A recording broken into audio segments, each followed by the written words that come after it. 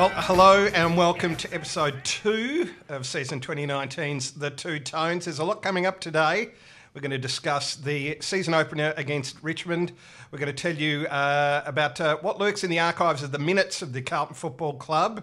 We're going to preview next week's game against Port Adelaide, and we're going to discuss the thrilling victory here at Princess Park by the AFLW's, the women's team. How about that?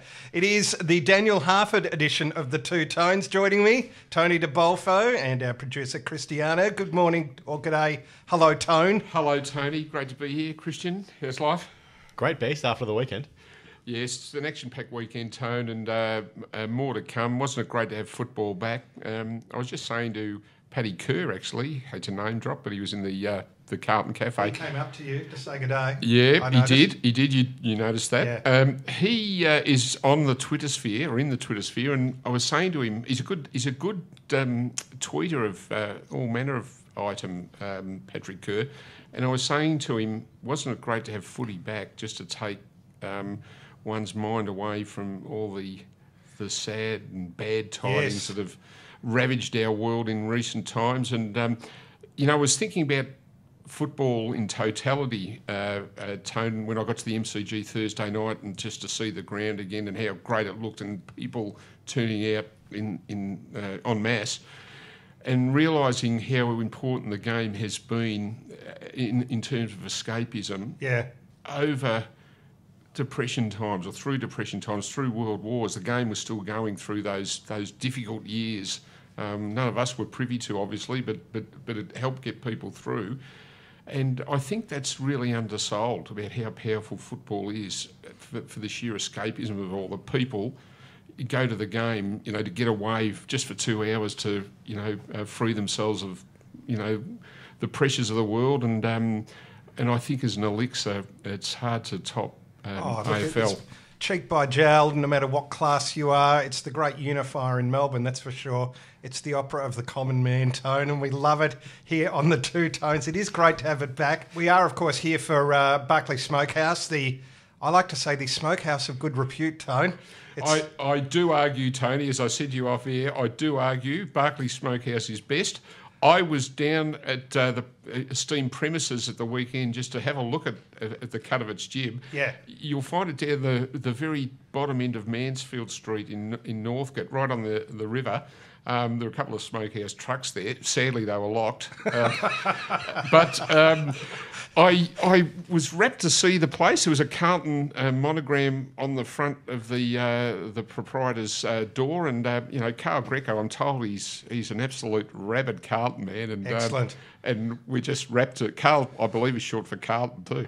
Oh, yeah. And we're just rapt that he's seen fit to align with us, and all power to him and to Barkly Smokehouse.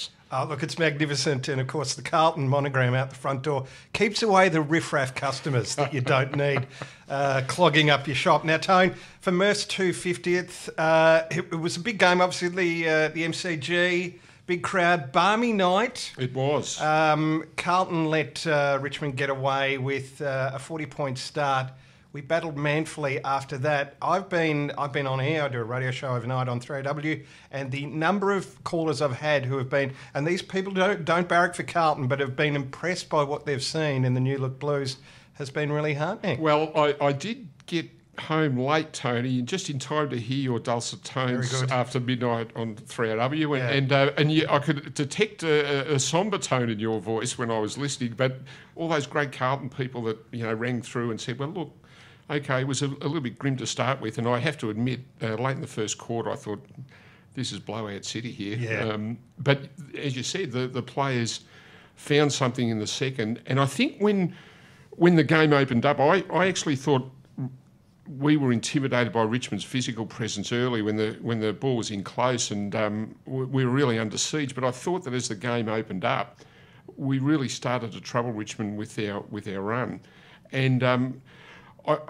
Going through to this third quarter, I actually thought we had chances to really put even more scoreboard pressure on the Tigers. There were a couple of moments there in the game that were sadly moments that were lost, and Richmond, to its credit, just found a way to up the ante when it was needed most, and in the end scored a pretty comfortable victory. But I think there was a fair bit to take away from those second and third quarters. Obviously, it wasn't a 4-quarter showing, but I think, as we'll discuss through the course of the program, Tone, there were some real positives to emerge from that first game. Well, I guess look at the takeaway that I took. There you go. Yes.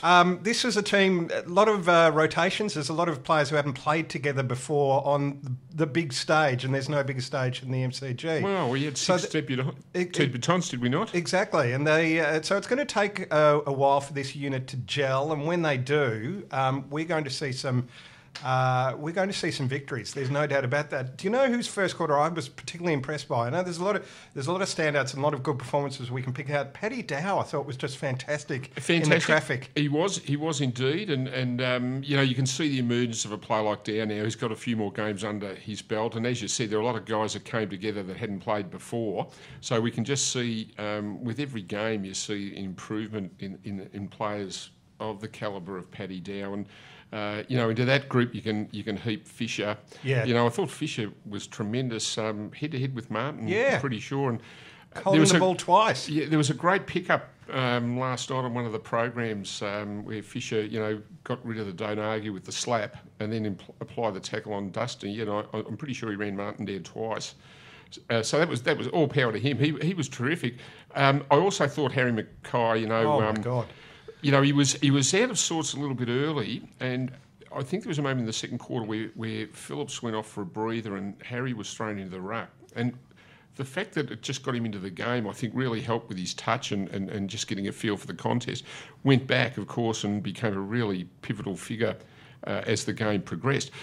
There were knocks on Charlie. He was out of sorts, and he hasn't had a great JLT series.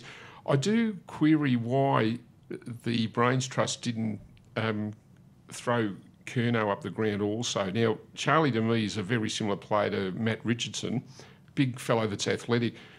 Richo was often thrown onto the wing when he played, get him into the contest, then put back. Yeah. I think there was an opportunity lost there to get Charlie a little bit of game time up the ground and then throw him back. Maybe it would have helped with his touch.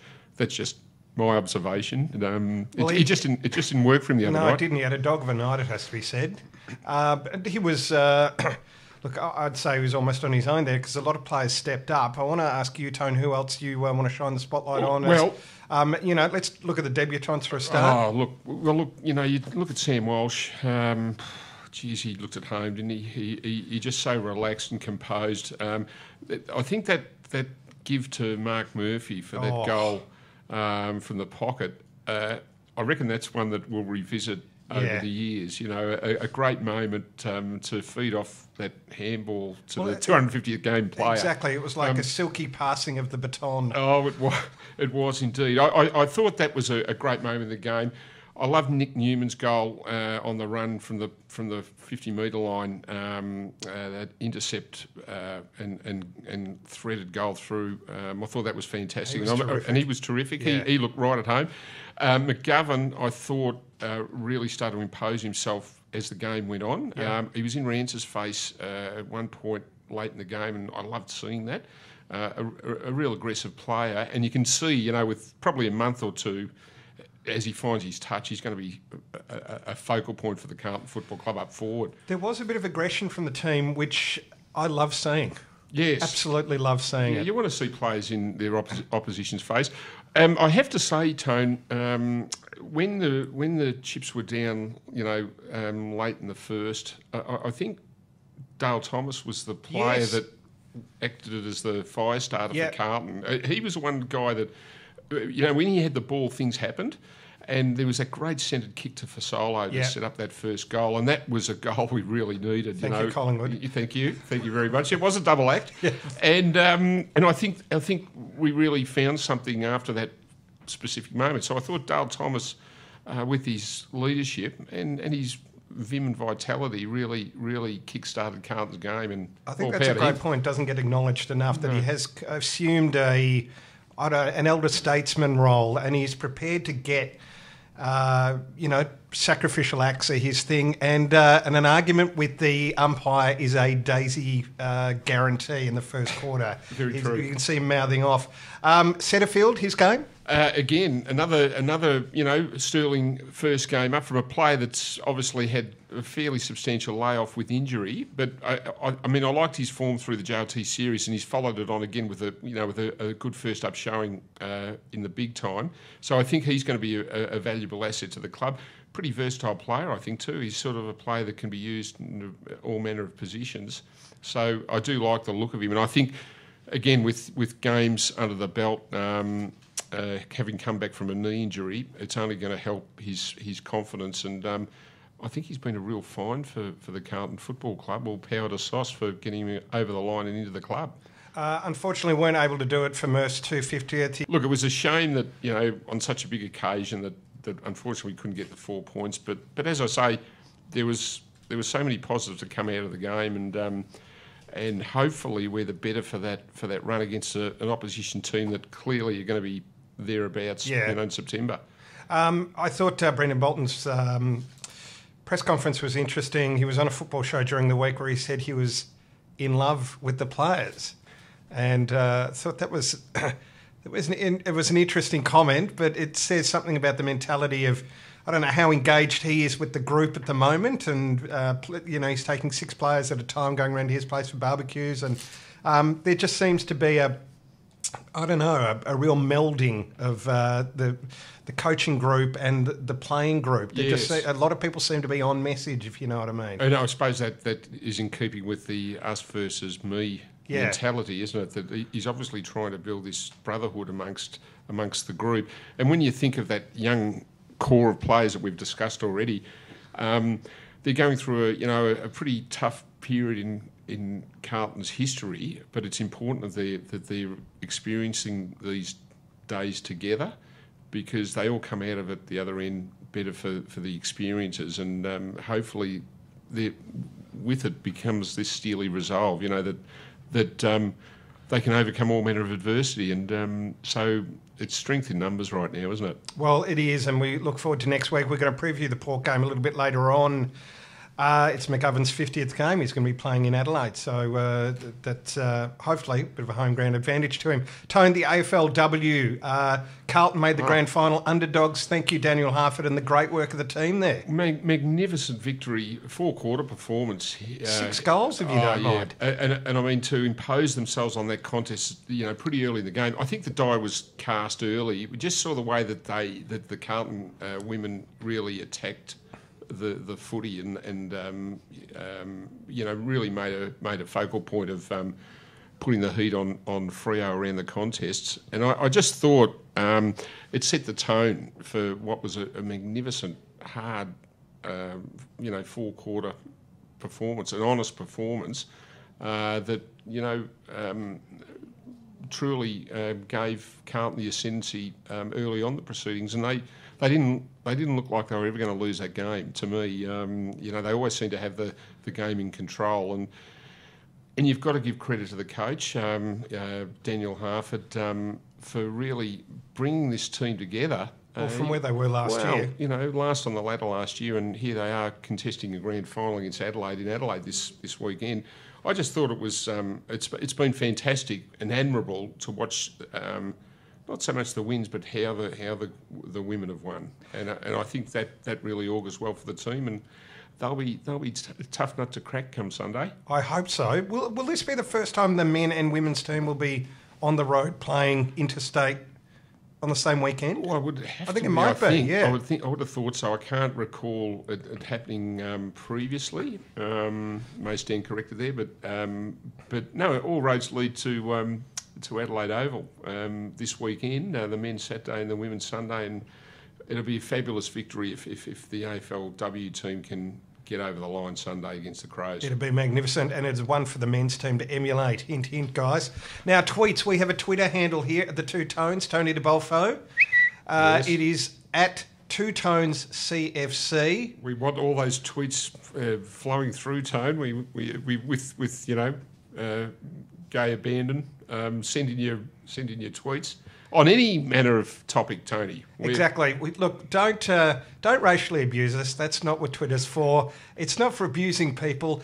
Could the memo please go out? It's not that simple just to be civil on social media. It's not that hard.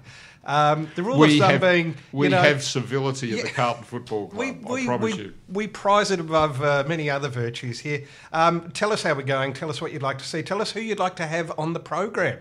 It's a great interactive medium if you want anybody on the current playing list, or indeed recently retired, and you're about to tell us who was in the rooms after Murph's 250th tone. If you'd like them on the program, all you've got to do, jump on Twitter, Two Tones, at Two Tones CFC. So who did you see in the rooms? Well, I saw old contemporaries of Murph's, and it's hard to mention them as old now because it doesn't seem so long ago that they were running around, but I saw your good friend Michael Jamieson in the rooms. I saw Robbie Warnock, hard to miss, he's 6'18", he was loitering with intent. David Allard had flown in from WA, which was a great effort. Little Davey Allard, really honest player for Carlton. Yeah. Andrew Walker was in the rooms also. Terrific to see him. And I've got a feeling there was another player in the room. His name escapes me for the minute. I think it was Jed Lamb based. Jed Lamb. I didn't get a chance to see Jed, but it was terrific to see those fellows come back. And I think it's a nice thing to see past players in the room. Yeah, it is. You're supporting the club, and being made to feel welcome. I reckon that's really important. And in keeping with, honour the past, own the future, I think that's a really good message that the club sells. That was reinforcement of that message, and it was just magnificent to see all those former players there to support Murph on his big night. Okay, and we won't mention anything about Robbie Warnock staying down and not taking. Is that going to follow him to his grave? That particular kick. Well, Juddy was in his ear. Stay down. Stay down. Yeah, anyway, never mind. We move on, Toad. I haven't. All right. Now, okay, some quickfire questions, Tone. Yes. We had some technical issues last week, but we're back on board this week. Tweets, your tweets, as I said, we want them for the show, so get on board and ask us anything. We hope we can deliver. I'm sure we can. Now, I'm going to ask you this question, Beast, or yes. Tony de Bolfo. Where do you put the 17th Premiership Cup if the Navy Blues get the win on Sunday? So this is the Women's Premiership Cup, and there, if you come into Princess Park or Icon Park, you'll see all of them arranged in on a huge wall. So that is obviously a question that the club is going to tackle. Your input, please. Well, my stock answer to that question, Tony, is that, of course, there's always shelf space for another Premiership Cup, so don't worry. We will have room. But look, I think I'd like to see it perhaps front and centre near our reception desk here. There's a lovely cabinet there, that there's... it's probably the first thing you see as you walk in through the main doors to the Carlton Football Club.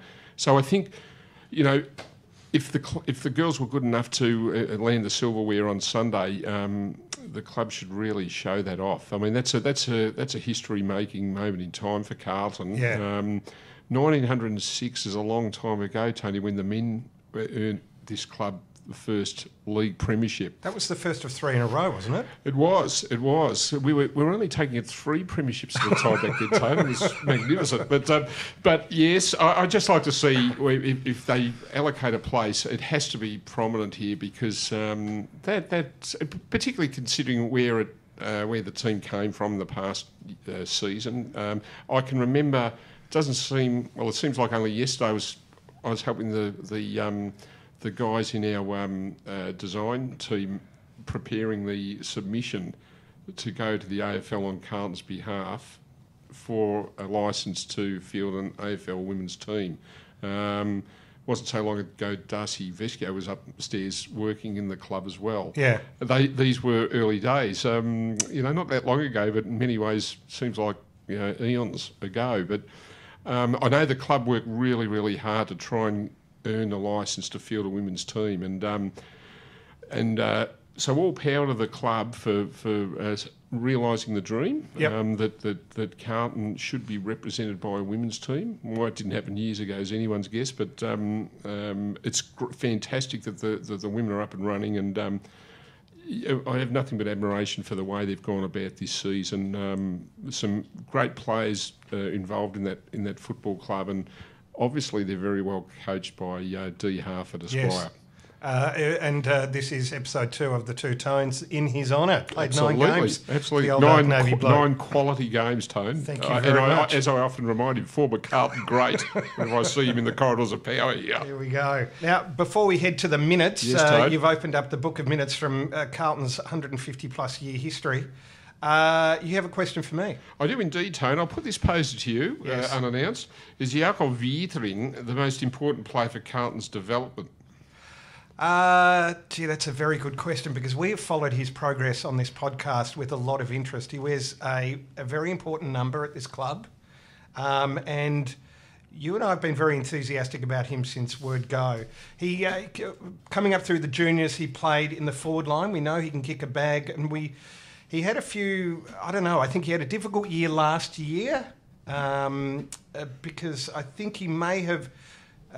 Possibly rankled at his role playing in the back line, but settling into the back line, I just think he gives us he's a bit of a generalissimo down the back, and I think any of the new players coming through can see his path, if you like, his development path, and see that he is a player who has really grown into his role. He's an immensely talented player, and so I think he's probably at that stage now where he's up for mentoring some of the younger players who have come through.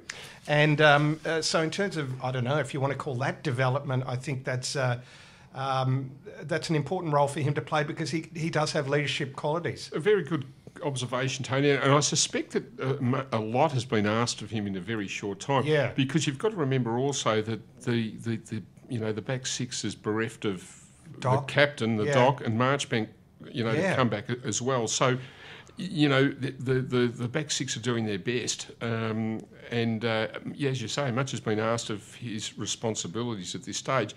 He's still not long into his career. So, it's a fair observation you make, I think. But he seems to be a pretty level head, doesn't seem to get flustered or distracted by anything. He's a measured sort of player. Yeah. There are shades of Jamo about him, I think. You reckon? Yeah, I can see that. Level head, kind of big body. He's not afraid to kind of get involved in the physical stuff. I think Jacob Wiedering is terrific. And is of course, he a podcast talent? Well, I don't know. I mean, Jamo was? Jamo did kick onto another podcast, didn't he? I wonder how that podcast career is going. I think it's so good he's now working in real estate. Is that right? He's hearing this, Jamo. He said that, not me. I plead innocence. Right. Now, Tone, can you give us your 3-2-1s for round 1, Thursday, Richmond? No, actually, no, it was a Carlton home game. Carlton v Richmond. For the coveted Two Tones Award, Tony, Yes. Player of the Year. Past winner being one Doherty. Doherty got up last year, and I think the Crippler got up the year before. So it's a hotly contested, much prized I like to think it piece is. of silverware, Tony, Thank you. notwithstanding AFLW. I have given 1 vote to Dale Thomas for the reasons I explained earlier. Yeah. 2 votes, I thought Zach Fisher really made an impression on that game. He's the heart of a lion, that man. He is. And 3 votes, if you're Fish, imagine having this bloke alongside P. Cripps. Patrick Cripps, just from the first bounce, what a presence he is, and he's scary. He's really, really scary. I think to see him impose himself on those contests, I'm sure Fisher's wrapped. He's on the same side as Cripps, but can you imagine fronting up to a bloke 6'6", the old measurement that can basically run through you? It's a daunting prospect. I would suspect for any opposition midfielder. Tone, I'd wager there's 17 other blokes who are thrilled to be in the same team as well. Very, very true. Week in, week out, and it goes. It's remarkable in that we didn't even mention him when we were discussing the game. Well, I wanted to keep him to last. Because it's just a given. It's like assuming that the sun will rise in the morning, that P. Cripps will just just put in an astonishing performance like he does week in, week out. He's just heroic. Heroic, and he's captain of the club, so he's certainly setting the tone, and you have to walk tall in his presence, don't you, if you're a Carlton player? I can't imagine you wouldn't. He's just phenomenal. Well, phenomenal we've got player. him and no one else has, and that's all that matters. In over 100 years' time, Tone, the Two Tone Successor podcast, which will, I guess, be downloaded into the mainframe that's embedded in people's skulls, which will pass for the internet in 100 years' time. They might be mentioning P. Cripps in minutes of the football club. And you got a minute, lad. And it's a glorious segue, Tony. You've still got Thank it. you. I refer to you, Tony. I've been dusting the cobwebs off the old sepia pages of the 1978. Oh. And so we're looking a little over, 40 years ago. Minutes of special general meeting held at the Carlton Social Club. They liked to drink back then, Tone. On Thursday, the 4th of May, 1978. Now, to set the scene here, in 1978... there was, fair to say, upheaval here because Ian Stewart had been appointed coach of the club and it had basically stood down, I think for health purposes, about 2 games in. Serge Silvani was acting as caretaker in this period.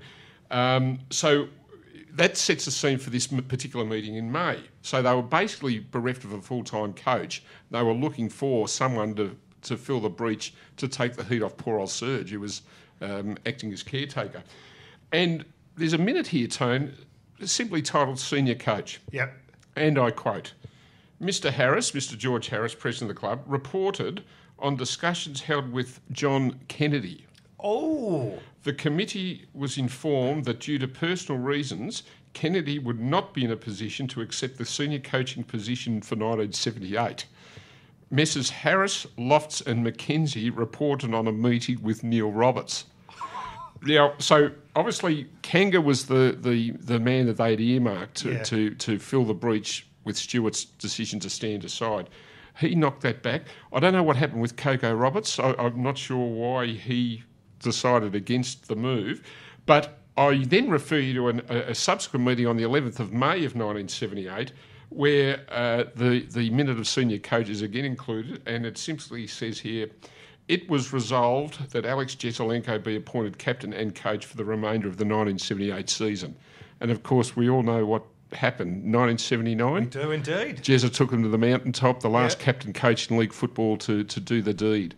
So, you know, in the space of 18 months from that extraordinary upheaval with the coaching situation, Carlton had found a premiership under the auspices of the captain coach Jesaulenko, who was appointed mid-year in 78 to help steady the ship. And if you think what might have been, you know, imagine if Kanga had accepted that job. That is an absolutely delicious prospect. It is a delicious prospect. If you speak to anybody who's played under him, they talk about John Kennedy with a reverence that is just about unmatched, I'd almost say. There's a famous story, Tony, I can relate it. It has a Carlton bent because it involved David Parkin. And David Parkin was Kennedy's understudy for many years at Hawthorn. Yeah. And there was a moment at Glenferrie just before Parkin assumed the coaching position from Kanga.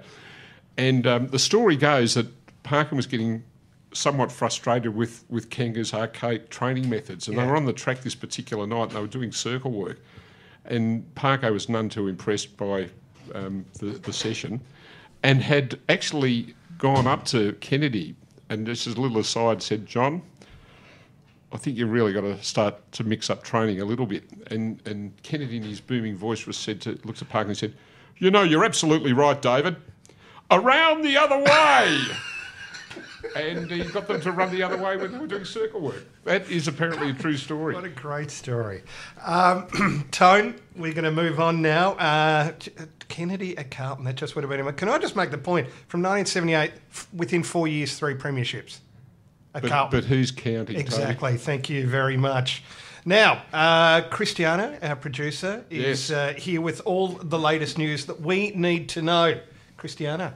Thanks, Tony. Thanks for having me back on. Well, it's great. You're a weekly feature of the podcast.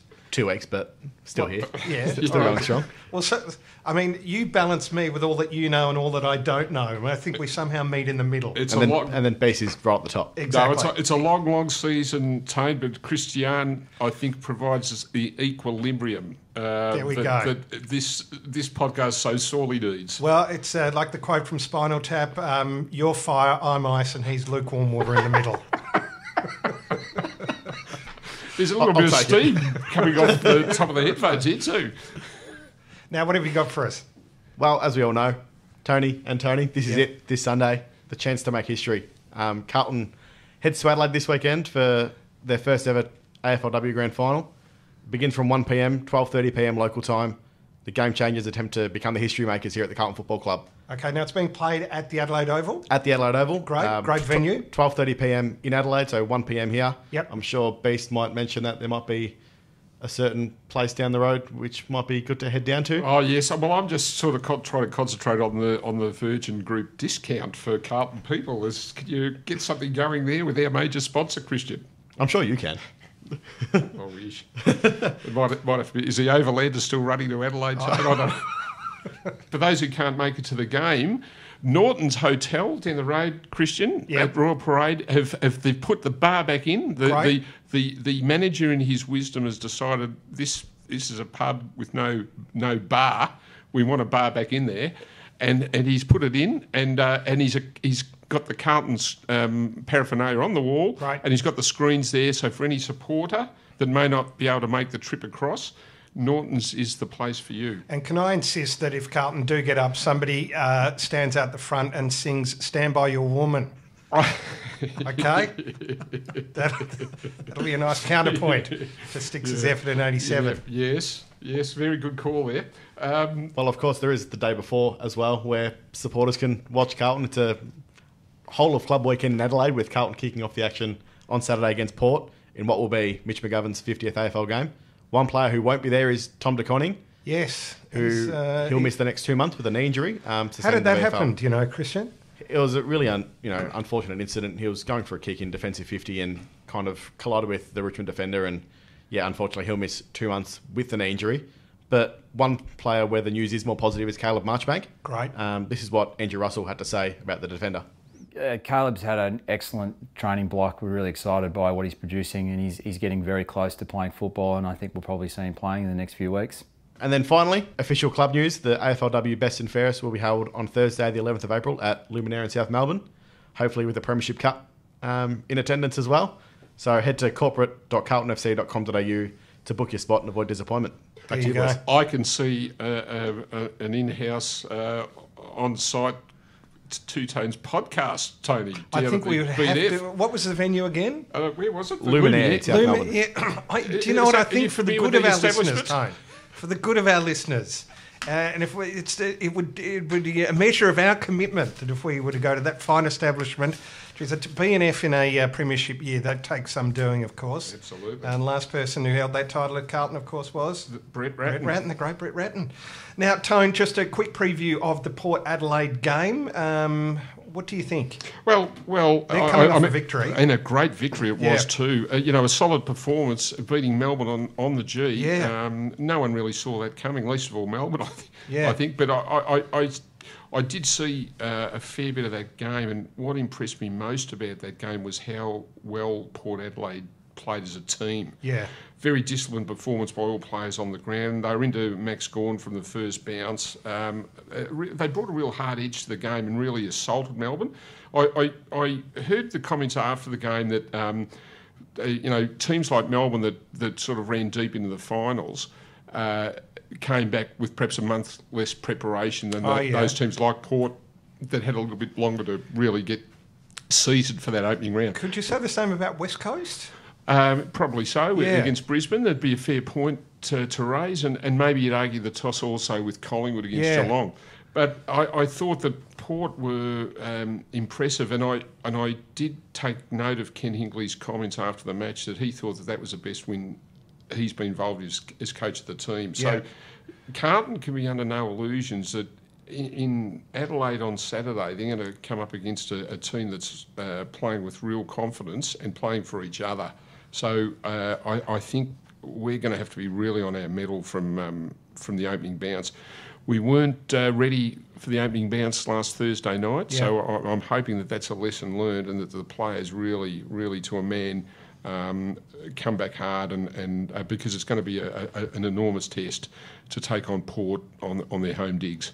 Do you see Port Adelaide, answer this as best you can, I guess, as a template of where Carlton want to be, that kind of desperation for each other, that hardness at the ball? Well, I think you'd love to see it. I mean, it doesn't matter, at the end of the day, how much talent you do have. It gets back to, the mindset and how and the methodology you bring to the game and the attitude you bring to the contest. And I think if you've got that, you're halfway there. So I think what we'll be looking for this week is a honest, committed, solid 4-quarter showing, because that's what it'll take to knock Port over away. There'll be no other way. And there's nowhere to hide, Tony. No, well, keep in mind one of our most stirring victories of the last 3 or 4 years was John Barker coaching Carlton to a victory at the G over Port Adelaide. That was a great night, and would love to see a repeat of that in a city that's been very kind to the Carlton Football Club, we must say. Adelaide and South Australia in general has given us a ton of talent. The last time I reckon I was over there too was for the last game at Football Park when Carlton had to knock Port over to make the final 9. And it was one of the great all-time wins. It was edge of the seat stuff and it went down the wire. And Carlton played with plenty of purpose that night. They were down early and found a way. So, as I said, they're going to have to be honest in the contest from the first bounce to the last this week if they're to knock Port Adelaide over and rebound, in sterling fashion from the loss to Richmond. Look, I'm an optimist. I think the Blues will dig deep and find something that's going to be a ripper contest. And add to the list of great victories, as you've just referenced there, Tone, in the City of Churches. Now, before we go on the two tones, just want to wish the women's team all the very best of luck over the weekend in Adelaide, as we're 100% behind them. We want to see another Premiership Cup here at the Carlton Football Club. That'll be Premiership Cup number 17, Tone. That'll make it. It'll be groaning, Tone. The autumn of the 17th flag, I think it's what it'll be here.